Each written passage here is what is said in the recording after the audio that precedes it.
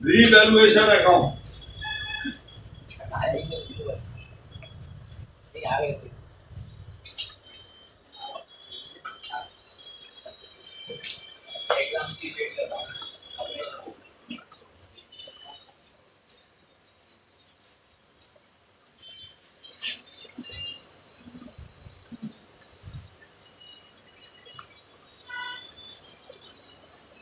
ये लॉस है बच्चों, ये प्रॉफिट है, ऐसा आप और हम सभी अभी तक जानते हैं। चलिए भाई, सबसे पहले करमचंद, मानिकचंद और फूलचंद पार्टनर है, उनकी बैलेंस शीट दी हुई है। बैलेंस शीट के नीचे लिखी लाइन लिखा है depreciate stock by 5%। Stock depreciate हो रहा है 5% से। आप जानते हैं कि स्टॉक अगर डेप्रीशिएट हो रहा है तो लॉस है। 5% डेप्रीशिएट हो रहा है बच्चों। स्टॉक की वैल्यू 5000 है, 5% 250। इसके बाद लिखा है फर्नीचर बाय 10%। फर्नीचर भी 10% डेप्रीशिएट हो रहा है, ये भी लॉस की बात है, ये भी लॉस की बात है, तो ये भी डेबिट में आएगा।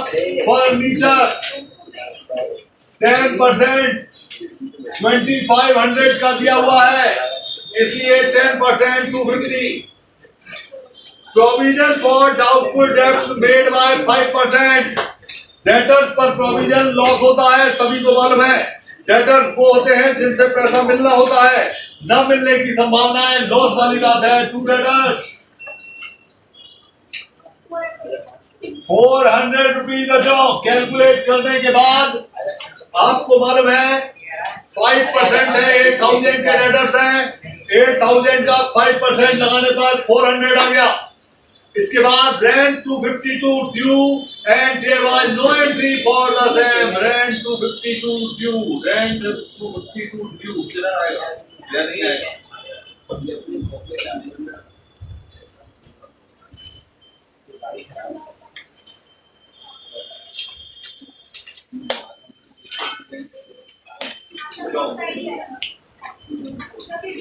ड्यू मतलब आउटस्टैंडिंग होता है। आउटस्टैंडिंग का मतलब आपको फॉर्मेट में लिखा हुआ है, डेबिट में आता है, बिल्कुल। तो आउटस्टैंडिंग रेंट लायबिलिटी का बढ़ना लॉस वाली बात है। इंक्रीज इन लायबिलिटी आपने फॉर्मेट में डेबिट में लिखा है, तो outstanding rent 252।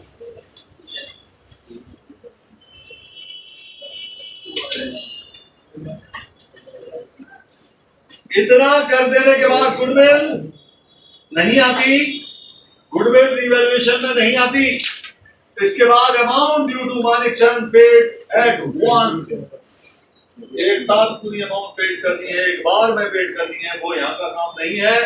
Remaining partner decided to share profit loss by 3 and will bring to deficit amount paid to Manikchand set ratio.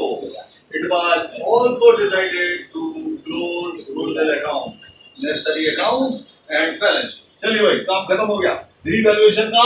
बाकी आप जानते हैं लॉस हो गया तो लिख देंगे loss transfer to capital account.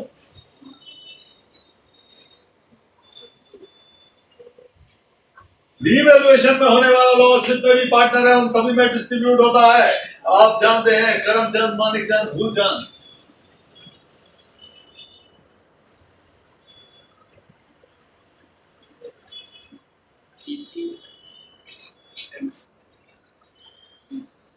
तो बच्चों ये हो गया 5, 9, 11, 52। हाँ भाई, रेशियो नहीं है बच्चों, इक्वल डिवाइड बाय 3। जी हाँ,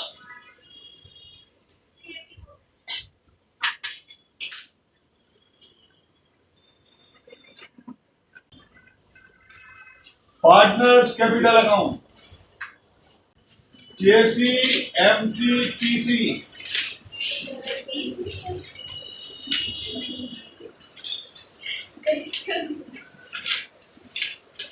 करमचंद, मानिकचंद एंड फूलचंद। तो बच्चों आप जानते हैं, सबसे पहले आपको बैलेंस शीट की बातें मालूम है। और बैलेंस शीट के बारे में आपको मालूम है कि बैलेंस शीट में से क्या क्या देखा जाता है, और बैलेंस शीट में से जो देखा जाता है वो सबको याद हो गया अब तक। सबसे पहले बैलेंस शीट में कैपिटल लेफ्ट होती है, राइट में लिखते हैं बाय बैलेंस ब्रॉट डाउन।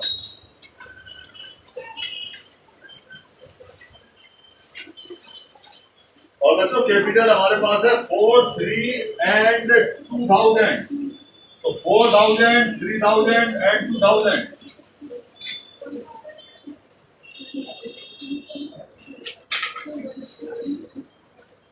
इतना कर देने के बाद अब हमारे पास अगली कंडीशन, बैलेंस शीट में देखते हैं करंट अकाउंट नहीं है। इसके बाद आप जानते हैं कि बैलेंस शीट में करंट अकाउंट के बाद देखते हैं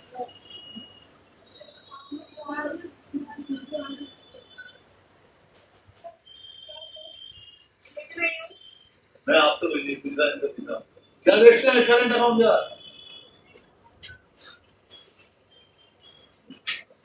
बच्चों क्या होगा, दो चैप्टर ड्राइंग देखते हैं, ड्राइंग के बाद रिजर्व फंड देखते हैं, है बच्चों लेफ्ट में, राइट में जाएगा। कौन से पार्टनर को दिया जाएगा, इन तीनों में से किसको दिया जाएगा, जो छोड़ के जा रहा है, तो भाई किसको दिया जाएगा, है ओल्ड पार्टनर को, यानी सभी पार्टनर को। इसमें रिटायरमेंट है बच्चों, क्या करने वाले हो आप लोग,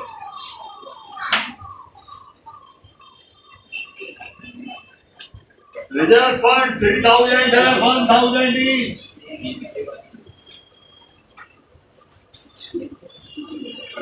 रिजर्व फंड के बाद प्रॉफिट एंड लॉस नहीं है, उसके बाद गुडविल नहीं। सेकंड नंबर पे क्या देखते हैं, रीवैल्यूएशन देखते हैं। रीवैल्यूएशन में लॉस है, राइट में तो आएगा लेफ्ट में 384, 384, 384।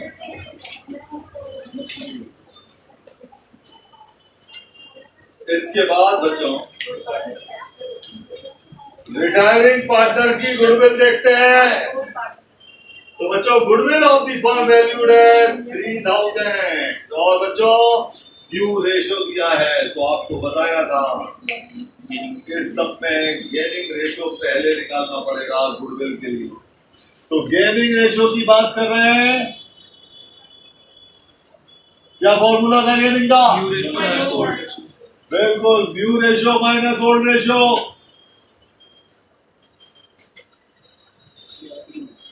और जब न्यू रेशो और ओल्ड रेशो का डिफरेंस निकालेंगे तो बच्चों न्यू हो गया, पहले तो करमचंद मानिकचंद और फूलचंद में से मानिकचंद चले गए, यानी कि मिडिल वाले तो केसी रह गए और पीसी रह गए।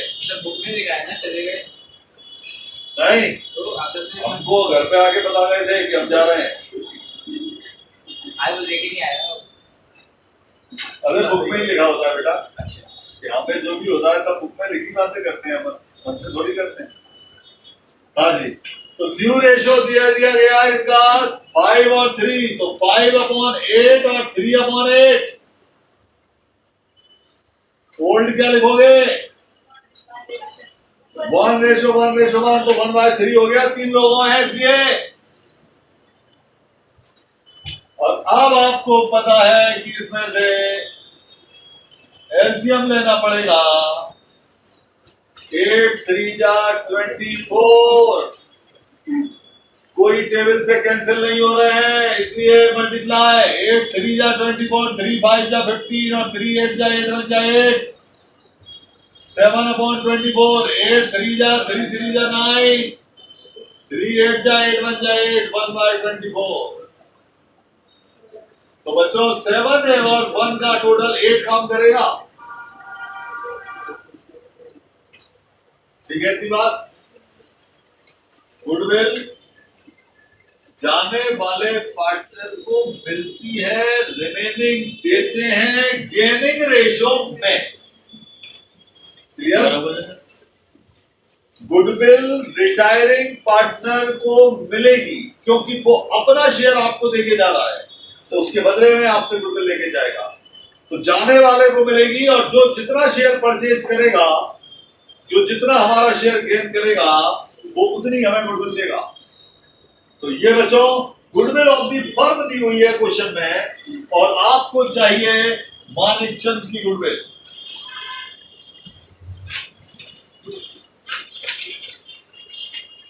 $3,000 फर्म की गुडविल।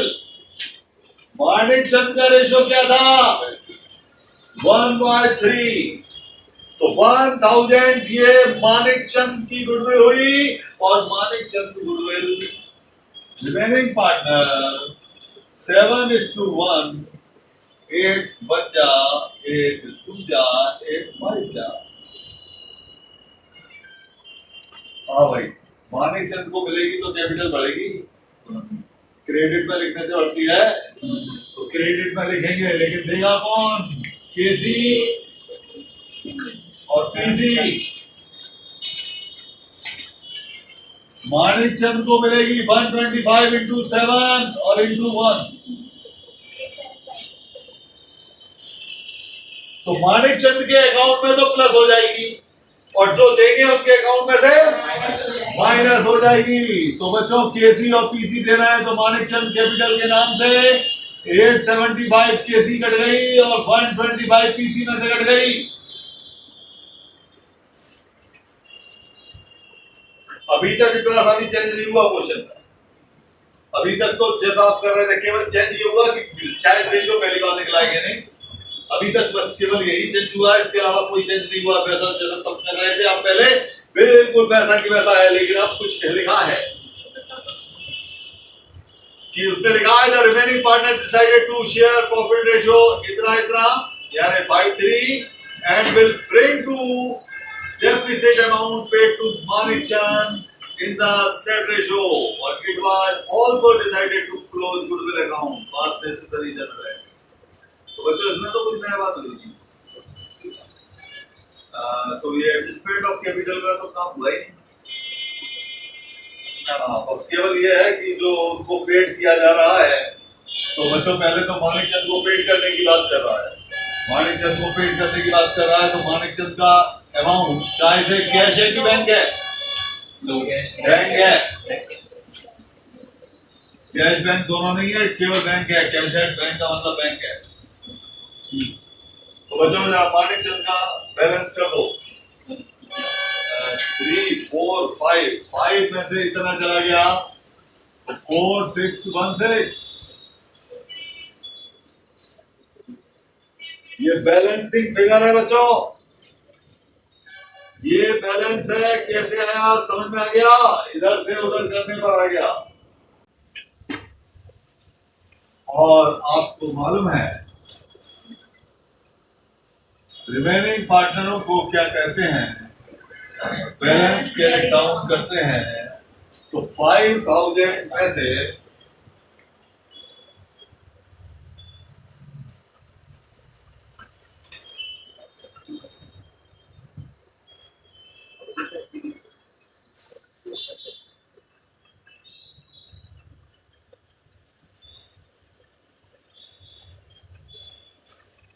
नॉर्मली कंडीशन में बैलेंस आ रहा है 3731। कैसे आ रहा है पता है ना?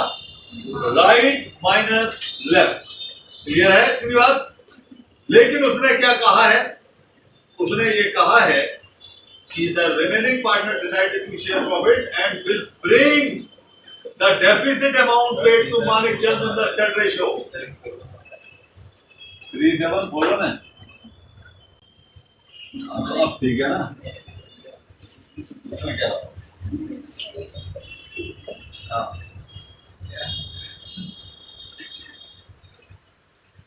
हाँ भाई।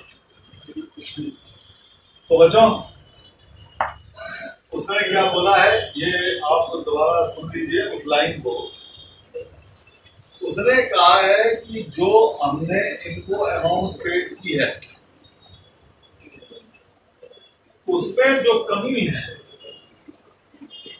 वो कमी वाली अमाउंट कैश में जो हमारे पास कमी है वो कमी वाली अमाउंट ये बचे पार्टनर अपने जो नया रेशो हो गया उसमें लेकर के आएंगे। आपने दिए हैं कितने 4616 और कैश आपके पास अवेलेबल कितना है 4000। तो 616 की कमी पड़ रही है। ये 616 कौन लाएगा रिमेनिंग पार्टनर। कौन से रेशो में जो इनका न्यू रेशो 5 और टोटल 8 हो गया। बांटिए जरा इसको 385 पहला 231। बच्चों कैश में लेकर के आएंगे तो बैंक की लिखेंगे ये लेके आएगा 385 और ये लेकर के आएगा 231। अब बच्चों जो भी आएगा अब वो बैलेंस कैरी डाउन कर दिया जाएगा। कर दीजिए जरा बैलेंस कैरी डाउन।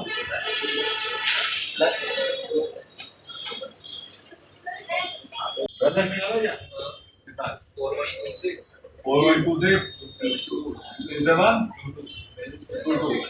और इसी के साथ बच्चों ये सब कंप्लीट हो गया। इसमें इतना ही था। अभी तक आप पढ़ रहे थे रिटायरमेंट और अब पढ़ने जा रहे हैं डेथ ऑफ पार्टनर। रिटायरमेंट में भी पार्टनर फर्म छोड़ के जा रहा है और डेथ में दुनिया छोड़ के जा रहा है। ऐसा ही तो है। रिटायरमेंट में फर्म को उसका हिसाब करके उसको देना है, डेथ में उसका हिसाब करके उसकी फैमिली मेंबर्स को देना है। जिसको वो नॉमिनी बना गया है उसको देना है। रिटायरमेंट हमेशा आपने देखा या तो first day of the year हुआ या तो last day of the year हुआ, लेकिन डेथ की कोई तारीख तय नहीं है।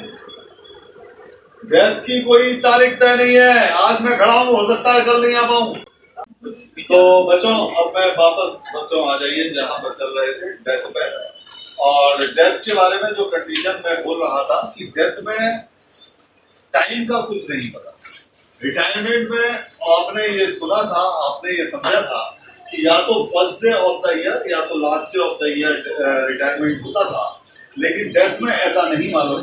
डेथ में ऐसी जानकारी नहीं है।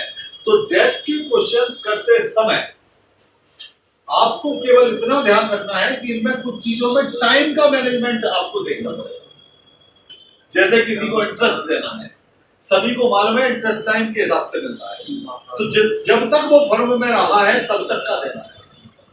सैलरी मंथली के हिसाब से दी हुई है, तो जितने दिन रहा है उतने दिन की सैलरी मिलना है। प्रॉफिट देना है, जितने दिन फर्म में रहा है उतने दिन का प्रॉफिट देना है। तो इन बातों का ध्यान केवल डेथ के क्वेश्चन में रखना है, बाकी प्रोसेस वैसी की वैसी। लेकिन डेथ के क्वेश्चंस थोड़े से और इजी हो जाते हैं, क्योंकि होगा तो डेथ में भी रिवॉल्यूशन तो होगा ही ना भाई।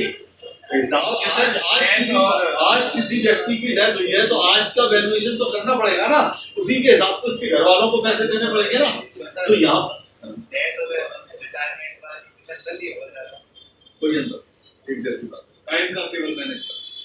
लेकिन रिटायरमेंट के क्वेश्चंस और डेथ के क्वेश्चंस में एक बात का थोड़ा सा प्लस पॉइंट है कि आपकी बुक में जो क्वेश्चंस दिए हुए हैं डेथ के, उनमें 90% क्वेश्चंस में रिवैल्यूएशन बना नहीं है। 90% क्वेश्चंस में बैलेंस शीट बनानी ही नहीं है। 90% क्वेश्चंस में केवल जो रिटायर हुआ है उसी का हिसाब बना के देना है। बात कर रहा हूं तो बहुत इजी हो गया, मतलब छोटा सा अकाउंट है तो केवल इतना सा अंतर है, बाकी काम वैसा ही है। जैसे रिवैल्यूएशन अगर है तो सेम वैसा ही, कैपिटल अकाउंट जैसा है वैसा ही, केवल एक अंतर है। अभी आपने रिटायरमेंट में पढ़ा, जो पार्टनर रिटायर होता था उसकी अमाउंट को काय से क्लोज करते थे, लोन से। पेमेंट कर दिया तो काय से करते थे, कैश या बैंक से। लेकिन डेथ के क्वेश्चन में जिस पार्टनर की डेथ हो गई उसको उसकी अमाउंट को लोन की जगह पर एग्जीक्यूटर लोन लिखेंगे, यानी उत्तराधिकारी का ऋण। सर मतलब थोड़ा मतलब क्या, अभी उसका लोन था, अब उसके घर वालों का लोन है हमारे ऊपर। तो अब घर वालों को देना है ना, उसके फैमिली मेंबर्स को देना है, तो एग्जीक्यूटर लोन लिखना है, केवल इतना डिफरेंस है, बाकी कोई डिफरेंस नहीं। गुडविल कैपिटल सब कुछ सेम एज इट इज। चलिए भाई देखते हैं क्या है और कैसे। क्वेश्चन नंबर 36, लता माला नेहा पार्टनर है, प्रॉफिट लॉस का रेशियो 3:1 है। 1 अप्रैल 22 को उनकी कैपिटल दी हुई है, 5% इंटरेस्ट ऑन पार्टनर कैपिटल है। माला की डेथ हुई है 1 अक्टूबर 22 को, कैपिटल दी है 1 अप्रैल 22 को। सर मैं थोड़ी देर से आ रहा हूँ, मतलब आ नहीं रहा, सामान लेके आया है बगल में क्लास और उनकी क्लास में कोई सामान नहीं पड़ रहा। तो माला की डेथ हुई है 1 अक्टूबर को, अप्रैल को कैपिटल दी हुई है, तो अप्रैल रहे फर्म में, मई रहे, जून रहे, जुलाई रहे, अगस्त रहे, सितंबर रहे, 1 अक्टूबर को चले गए, यानी 6 महीने फर्म में रहे। जिन चीजों में टाइम का मतलब होगा उन चीजों में 6 महीने का बाद आपको देखनी चाहिए। आगे क्या लिखा है? आगे लिखा है according to deal executor of the deceased partner receive share of profit till the death of up to his death and capital interest on capital up to 30 September, profit before giving interest on capital. Mala had withdraw इतना Mala executor account for amount due to her. बच्चों आपने पूरा सब पढ़ा ना, तो कहीं evaluation की बात है, और केवल माला के एग्जीक्यूटर को दी जाने वाली अमाउंट निकालने को कह रहा है, तो केवल माला का कैपिटल अकाउंट बनेगा, तो बना दीजिए माला कैपिटल अकाउंट।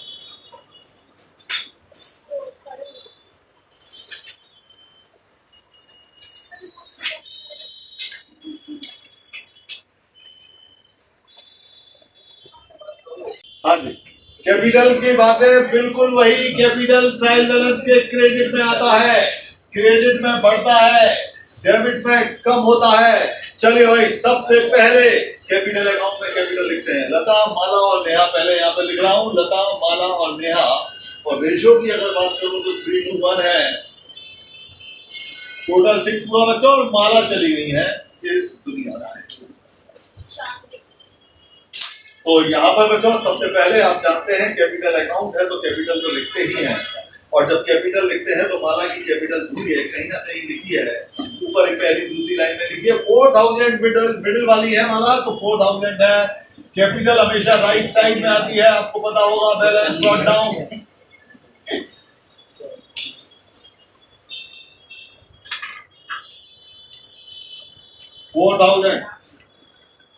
क्लियर? अब ऊपर से सब पढ़ते जाइए, जो चीजें कैपिटल बढ़ाती हैं या कैपिटल को कम करती है वो आपको अब तक मालूम है, कौन सी चीज कैपिटल अकाउंट में किस साइड आती है, बस उसके अकॉर्डिंग आप उसको रिकॉर्ड करते जाइए, लिखते जाइए, कहाँ लिखना है, कैसे लिखना है। चलिए, तो सबसे पहले कैपिटल भी लिख दिया, 5% interest is given on partner capital. बताइए इंटरेस्ट ऑन कैपिटल मिलने से कैपिटल बढ़ती है या कम होती है? बढ़ती है, बढ़ती है। कैपिटल पर इंटरेस्ट मिलेगा तो कैपिटल बढ़ेगी, बैंक में डिपॉजिट पर इंटरेस्ट मिलेगा। जिन बच्चों ने पहला टॉपिक नहीं पढ़ा है उनके लिए थोड़ी सी बात है, जिन्होंने पढ़ा है उन्होंने तो कैपिटल अकाउंट में कैपिटल लिखी हुई है, पता है। तो बच्चों इंटरेस्ट मिलने से कैपिटल बढ़ती है, राइट साइड में आएगा बाय इंटरेस्ट ऑन कैपिटल। बच्चों कैलकुलेशन में यहीं पे वर्किंग नोट की जगह यहीं पे लिख देता हूं, 4000 की कैपिटल है, इंटरेस्ट ऑन कैपिटल 5% है, और ड्यूरेशन इंटरेस्ट में टाइम का ध्यान रखना है, और अभी अभी आपको गिन के बताया 6 महीने की बात है, तो बच्चों 6/12 100 रुपीज। जी हाँ बोलिए। हाँ देखिए अप्रैल में कैपिटल दी है, अप्रैल रहे, 1 अप्रैल को दिए तो पूरा अप्रैल, मई, जून, जुलाई, अगस्त और सितंबर। अब 1 अक्टूबर को डेथ हुई तो एक दिन पहले की तो डेट है, तभी तक तो मिलेगा। ठीक है, आगे चलिए। माला की डेथ 1 अक्टूबर, ये लाइन अब पढ़ रहे हैं अपन, और उसने कहा है कि प्रॉफिट में उसको शेयर मिलेगा up to the death, capital and interest on capital up to, तो कैपिटल लिख दी, इंटरेस्ट ऑन कैपिटल लिख दी, profit 6300 before giving interest on capital. हाँ भाई बच्चों, प्रॉफिट दिया हुआ है 6300 इंटरेस्ट देने से पहले, क्या ऐसा प्रॉफिट पार्टनरों को मिलेगा जिसमें अभी खर्चे घटे ही नहीं हो, इनकम जुड़ी ही ना हो? नहीं। कौन सा प्रॉफिट बढ़ेगा? जो सारे इनकम जोड़ दी हो, सारे खर्चे घट गए हो। तो इस सब में उसने लिख दिया ये प्रॉफिट जो है वो बिफोर इंटरेस्ट ऑन कैपिटल है, इंटरेस्ट ऑन कैपिटल देने से पहले है। तो भाई इंटरेस्ट ऑन कैपिटल देने के बाद क्या होगा, ये चाहिए। यानी आपको इंटरेस्ट ऑन कैपिटल, जिन्होंने फर्स्ट टॉपिक नहीं पढ़ा है उनके लिए बोल रहा हूं, इंटरेस्ट ऑन कैपिटल फर्म के लिए एक्सपेंडिचर है। बैंक ने एफडी पर इंटरेस्ट दिया, आपकी एफडी की वैल्यू बढ़ गई, आपके लिए तो प्रॉफिट है लेकिन बैंक के लिए तो इंटरेस्ट एक्सपेंस है। अकाउंट फर्म का होता है, इंटरेस्ट ऑन कैपिटल फर्म द्वारा पार्टनरों को दिया जाता है, फर्म का एक्सपेंडिचर है, तो माइनस करना पड़ेगा इंटरेस्ट ऑन कैपिटल। तीनों का ही तो देखा जाएगा, ये पूरी फर्म का प्रॉफिट है, अकेले का नहीं है। हाँ भाई 6 महीने का लगेगा, ये तो मालूम है आपको। आपको मालूम है पार्टनर के नाम लता, माला और नेहा। बच्चों कैपिटल आपको दी हुई है पहली लाइन में 6000 का 5% 300 होता है पूरे साल का, लेकिन 6 महीने का दूसरे माला का तो आपने निकाल ही लिया, 100 रुपीज निकला रखा हुआ है। और नेहा का कैपिटल है 2000 का 5% 100 और 6 महीने का 50 रुपीज। तो ये 300 हो गया बच्चों, ये 6000 रुपीज प्रॉफिट हो गया। कितने में कोई प्रॉब्लम है? बिफोर इंटरेस्ट था इसलिए इंटरेस्ट घटा दिया, इंटरेस्ट घटाने के बाद ये नेट प्रॉफिट आ गया जो पार्टनरों में बांटा जाएगा। ये प्रॉफिट फर्म का है या माला का है? फर्म का। माला जा रही है तो माला को माला का प्रॉफिट दोगे, और माला का वो दिखा ऊपर रेशो 2/6। प्रॉफिट टाइम के हिसाब से या पूरे साल का? टाइम के हिसाब से। कितने दिन फर्म में रहे? 6 महीने। तो क्या करोगे? 6 नहीं करोगे, क्योंकि ये प्रॉफिट पहले से ही up to the date of death तक का ही तो दिया है, पहले से ही उस ड्यूरेशन का दिया है, तो इसलिए उसमें अब थोड़ी कुछ करना है टाइम का मतलब। तो बच्चों ये प्रॉफिट हुआ 2000, तो ये लिखा हमने प्रॉफिट एंड लॉस। अब बच्चों एक चीज मैं अभी बोल रहा हूं, अभी आप सुन लीजिए।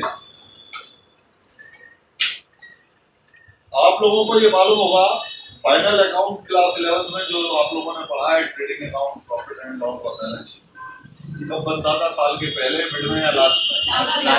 लास्ट। और शायद तब मैंने बोला था, जब जिसने जहां पढ़ा है उनके सर ने बोला होगा उसे डेली बनाना पॉसिबल नहीं। उसके पीछे सबसे मेन रीजन जो है वो ये है, जितने भी लेजर्स हैं उनका आप बैलेंस निकाल सकते हो। जिस दिन अकाउंट बनाना चाहते हो, जिस दिन भी उस दिन सारे लेजरों का बैलेंस निकालो, बन जाएगा। लेकिन दुकान का स्टॉक डेली गिनना संभव नहीं है। मैंने आपको कई बार बोला किराने की दुकान में 1000 प्रकार के आइटम है, कुछ यूनिट में है, कुछ बोरे में भरे रखे हैं, बैग में भरे रखे हैं, वेट करना पड़ेगा, बोरे भर गए, कोई 2 किलो ले गया, कोई 5 किलो ले गया। संभव है स्टॉक निकालना? 2-4-8 दिन लगते हैं जब स्टॉक निकल पाएगा दुकान का। कपड़े की दुकान है, कोई थान में से 10 मीटर काटे के ले गया, कोई 2 मीटर, हर थान को खोल के नापना संभव है? कोई ऐसा काम है जो थोड़ा जैसे केवल किसी का शक्कर का काम है, बोरे लगे पड़े हैं, हाल गिन लेगा कितने हैं। तेल घी का काम है, टीन है, हाल टीन गिन लेगा कितने हैं। लेकिन कुछ काम ऐसे हैं पॉसिबल नहीं। ऐसी स्थिति में मिड में चला गया वो फर्म में से। अब जब मिड में चला गया, बीच में चला गया और उसका हिसाब करना है हमको आज, तो ऐसी स्थिति में जो प्रॉफिट है, हम हो सकता है कि पिछले सालों में जो प्रॉफिट कमाया है उसके बेस पर दें, और जब उसके बेस पर दें तो उस स्थिति में उस पोजीशन में तो ये जो प्रॉफिट होगा, अगर लास्ट ईयर के बेस पर दे रहे होंगे तो यहाँ पे करना पड़ेगा आपको 6 महीने का 6 वाला, क्योंकि ये लास्ट ईयर का है। लास्ट ईयर मतलब पूरे साल का, फिर टाइम देगा। एक बात। दूसरी बात, यहां पर जो प्रॉफिट एंड लॉस दिखा है ना आपने, उसको प्रॉफिट एंड लॉस सस्पेंस लिखना पड़ेगा, क्योंकि ये तो एक्चुअल प्रॉफिट है। उसकी फर्म ने इस डेट तक इतना कमाया, वहां पे एक्चुअल नहीं है, वो तो आधार पर दे रहा है। किसी आधार पर जब किसी को दोगे तो कम भी हो सकता है और ज्यादा भी हो सकता है, एडजस्ट नहीं हो सकता, ये पक्की बात है, इसलिए सस्पेंस। मैंने शायद आपको एग्जांपल दिया था लास्ट क्लास में कभी कि आपने 5 सब्जेक्ट के पेपर दिए, 4 के नंबर है, एक सब्जेक्ट की कॉपी खो गई, या शायद आपकी क्लास में। तो जो एक सब्जेक्ट की कॉपी में नंबर मिलना है, किसी को फायदा किसी को नुकसान है, क्योंकि जिसका पेपर सारे खराब गए और सब वही सबसे अच्छा गया मैंने कहा, तो उसमें उसको नुकसान हो जाएगा, क्योंकि उसके हिसाब से नंबर मिलेंगे। और सर ऐसा होता है क्या, जैसे कि किसी एक बच्चे की कॉपी होगी तो टीचर्स को अपने हिसाब से नंबर देगा, तो और किसी का मैंने कहा था कि सारे बहुत खराब गए, सारे अच्छे गए, केवल यही खराब गया, तो एवरेज में इसको यहाँ ज्यादा मिल जाएगा। यानी सस्पेंस कर रहा हूं, एग्जैक्ट नहीं है, कम ज्यादा हो गया। तो वही बात बच्चों यहाँ पर है, सस्पेंस का यूज करना पड़ जाएगा, इतना बात याद रखिए। यहाँ तो एक्चुअल है, इसलिए प्रॉफिट एंड लॉस लिखा गया है। आगे चलिए, आगे लिखा हुआ है इंटरेस्ट ऑन कैपिटल हो गया। माला विड्रॉ कर रही है 100 रुपीज, विड्रॉ मतलब ड्रॉइंग।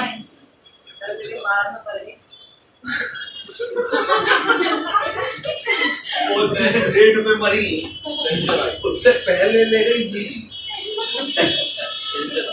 100 रुपए निकाल के ड्रॉइंग। बच्चों ड्राइंग से कैपिटल बढ़ेगी या कम होगी? कम होगी। और कम किस तरह होगी? ये लगाए -2 ड्राइंग।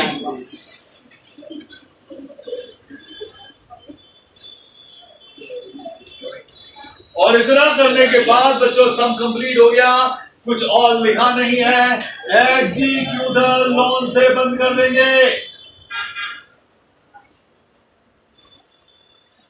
6000 और ये सम कंप्लीट हो गया।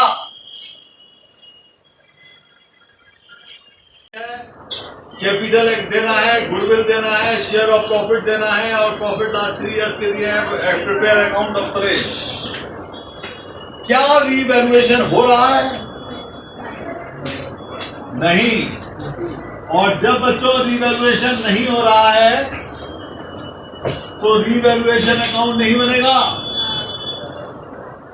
और जब रीवैल्यूएशन अकाउंट नहीं बनेगा तो आप जानते हैं उसके बाद नंबर कैपिटल का आता है, और कैपिटल में केवल सुरेश का कैपिटल मांग रहा है। तो बच्चों जैसा अभी अभी आप लोगों ने देखा वैसी ही कुछ कहानी है, यानी जिसको जाना है केवल उसी का अकाउंट आपको बनाना है। सुरेश बना दीजिए सुरेश कैपिटल अकाउंट।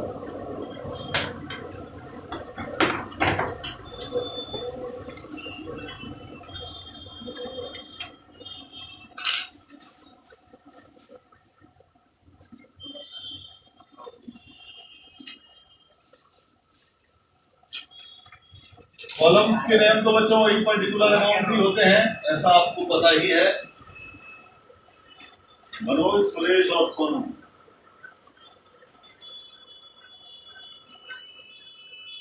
और रेशो बच्चों इक्वल बोल रहा है 1:1:1। और चूंकि सुरेश जा रहे हैं, मिडिल वाले जा रहे हैं, बिल्कुल पुरानी चोरी ही काम करेगी कि सबसे पहले यहाँ तो बैलेंस शीट दी हुई है तो सबसे पहले बैलेंस शीट देखेंगे, और जब बैलेंस शीट देखेंगे तो बैलेंस शीट में कैपिटल देखेंगे।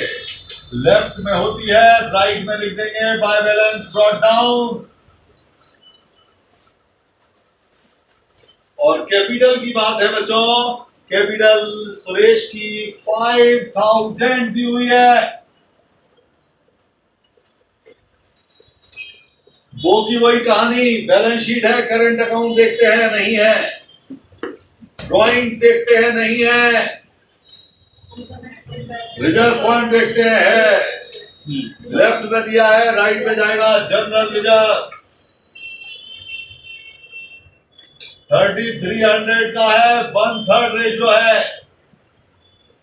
बैलेंस शीट की कोई भी अमाउंट जब आप डिस्ट्रीब्यूट करेंगे तो उसमें टाइम नहीं लगेगा, क्यों नहीं लगेगा? क्योंकि बैलेंस शीट लास्ट ईयर की है, ये अमाउंट लास्ट ईयर का है, तो ये तो पूरे साल का है, इसमें टाइम नहीं लगेगा, याद रखिए। तो जनरल रिजर्व केवल इनके रेशो का आ जाएगा 3300 में 1/3 करने पर 1100। इतना कर देने के बाद अब हमारे पास बैलेंस शीट में P&L नहीं और बैलेंस शीट में गुडविल नहीं, पूरी थ्योरी वही है, क्योंकि सब पूरा वही है, बस एक लाइन में अंतर है, जैसे मैंने कहा। दूसरे नंबर पे आप कहते थे रिवैल्यूएशन देखो, नहीं है।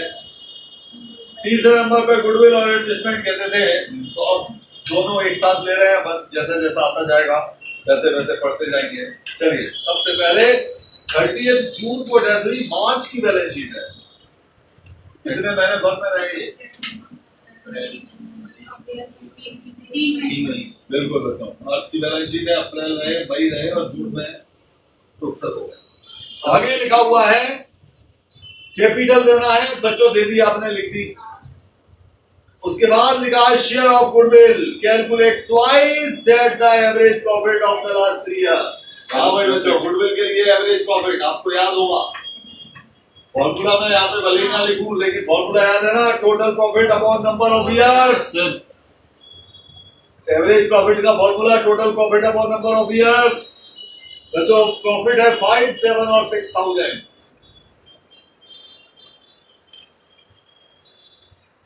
कितने से डिवाइड करोगे? 3 इयर्स का है, इसलिए 3 से मैंने डायरेक्ट एवरेज लिख दिया, 18,000 आएगा टोटल, डिवाइड बाय 3, 6000 हो गया, मैंने डायरेक्ट एवरेज लिख दिया। अब इतना करने के बाद अब आप जानते हैं कि गुडविल कैलकुलेट ट्वाइस बोल रहा है, तो बच्चों 2 टाइम्स या 2 ईयर बदलने की बात है, तो 12,000 फॉर्म गुडविल।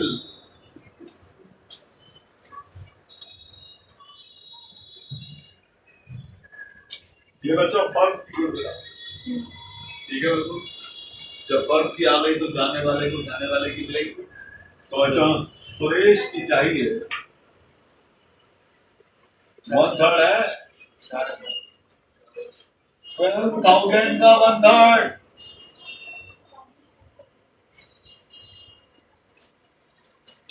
बच्चों गुडविल में टाइम नहीं लगता, ध्यान रखना, गुडविल टाइम के हिसाब से नहीं होती, गुडविल तो गुडविल है, तो गुडविल में कभी टाइम का यूज मत कर देना, ध्यान रखना बिल्कुल। तो इसमें 3 महीने का कोई काम नहीं, गुडविल में गुडविल है। अब ये गुडविल देता कौन है? रिमेनिंग गेनिंग रेशो में देते हैं। गेनिंग रेशो का बेस कब होता है? जब नया रेशो दे दिया है, नहीं है तो फिर क्या बताया था? ओल्ड में बांट देते हैं, तो ओल्ड बचा 1:1, टोटल 2 हो गया, 2000 सुरेश को देंगे कौन? नाम है पहले का क्या नाम? मनोज कैपिटल और सोनू कैपिटल।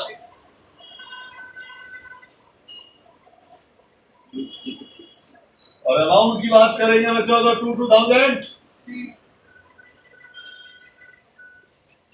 गुडविल की बात प्रोसेस वही है जैसी चल रही थी, गुडविल में कोई डिफरेंस नहीं, कोई अंतर नहीं, कोई चेंज नहीं। इसके बाद लिखा है the share of profit up to the date of death from last balance sheet which was to be calculated on the basis of last year profit. अब इसमें वही वाली बात आ गई जो मैं थोड़ी देर पहले बोल रहा था कि चूंकि डेली प्रॉफिट निकालना संभव नहीं है, तो इसलिए उसने कहा लास्ट ईयर की बैलेंस शीट के प्रॉफिट के हिसाब से प्रॉफिट दे दो।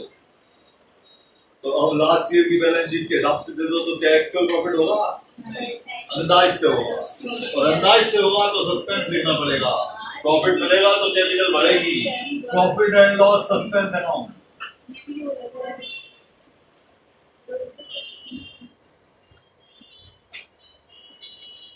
और जब profit and loss suspense account लिखेंगे तो प्रॉफिट लास्ट ईयर के प्रॉफिट के बेस पर। हाँ भाई बच्चों, आप जानते हैं हमारे पास 3 प्रॉफिट है, इसमें ईयर नहीं लिखा हुआ है।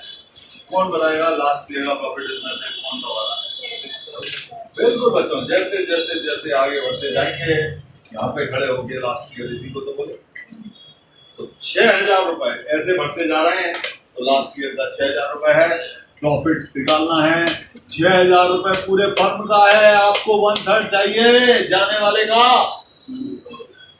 लेकिन ये लास्ट ईयर का है, ईयर का, तो ये 1/3 करने पे भी ईयर का आएगा और प्रॉफिट टाइम के हिसाब से लगेगा। बिल्कुल सही है। 3/12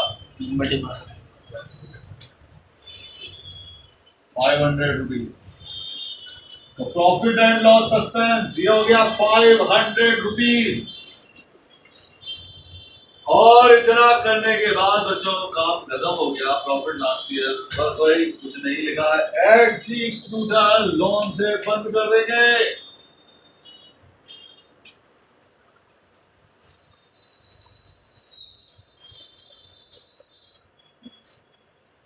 $10,600